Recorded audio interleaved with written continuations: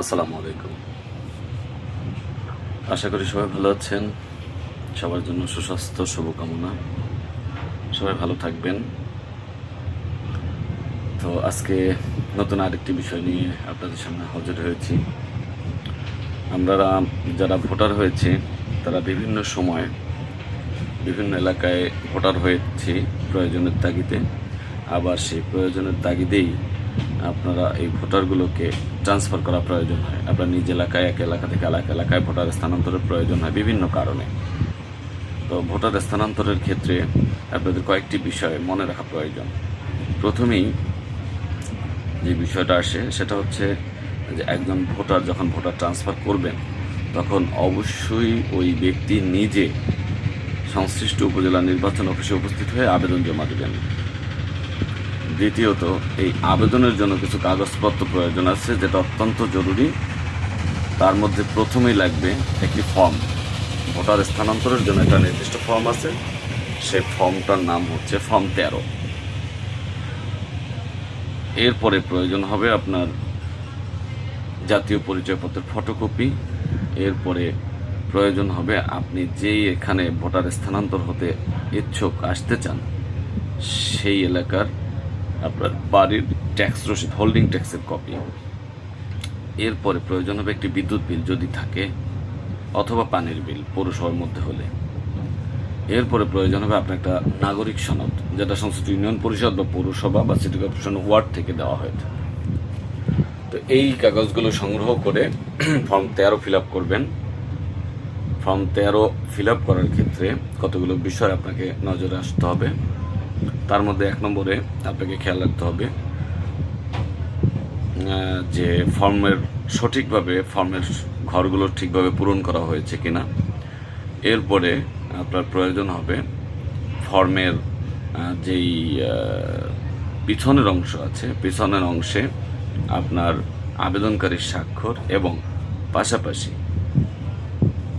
সংশ্লিষ্ট ওয়ার্ডের যিনি ইউপি সদস্য আছেন বা অন্য একজন ভোটারের শনাক্তকারী হিসাবে তার স্বাক্ষর প্রয়োজন এবং আইডি নাম্বার সহ তার ঠিকানা প্রয়োজন।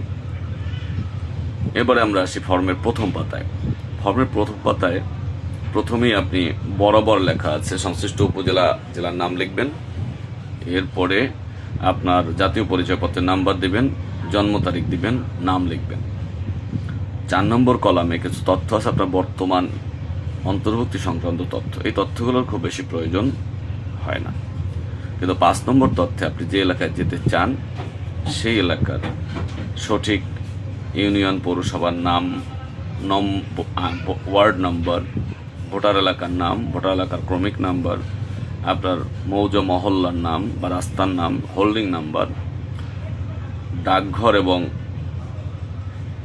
পোস্ট অফিসের কোড, পোস্ট কোড যেটাকে বলি আমরা, এটা দিতে হবে। এরপরে আপনাকে দিতে হবে মোবাইল নাম্বার। মনে রাখবেন অবশ্যই মোবাইল নাম্বার দিতে হবে। মোবাইল নাম্বার দেওয়ার পরে সেখানে আপনার স্থায়ী ঠিকানায় আপনি কতদিন যাবৎ বসবাস করছেন, কতদিন যাবৎ আপনি সেখানে অবস্থান করছেন, এই বিষয়টা সেখানে তারা তুলে ধরতে হবে। সেই বিষয়ে এখানে আপনাকে তথ্য লিখতে হবে। যারা স্থায়ী ঠিকানা স্থানান্তর করতে চান তারা স্থায়ী ঠিকানা লিখলেই আপনাদের হয়ে যাবে আশা করি।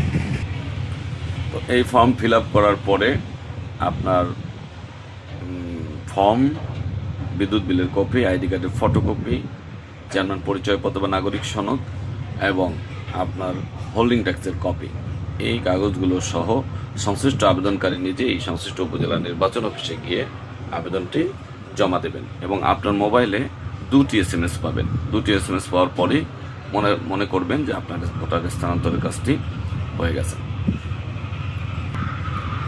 হ্যাঁ, আরেকটি বিষয় মনে রাখবেন, ভোটার স্থানান্তর মানেই কিন্তু আপনার কার্ডের স্থানান্তর নয়। ভোটার স্থানান্তর হয়ে গেলে নির্বাচন অফিস থেকে আপনাকে কোনো ধরনের কোনো কার্ড বা অন্য কোনো কিছু দেওয়া হয় না। আপনি শুধুমাত্র আপনার ঠিকানাটা অনলাইনে স্থানান্তর হয়েছে। সেক্ষেত্রে নতুন ঠিকানার কার্ড ডাউনলোড করতে হলে বা কার্ড পেতে হলে আপনাকে অবশ্যই আবেদন করে একটি কার্ড ডাউনলোড করতে হবে। এতক্ষণ আমি ভোটার স্থানান্তরের বিষয়ে আপনাদেরকে 2টি পরামর্শ দেওয়ার চেষ্টা করলাম।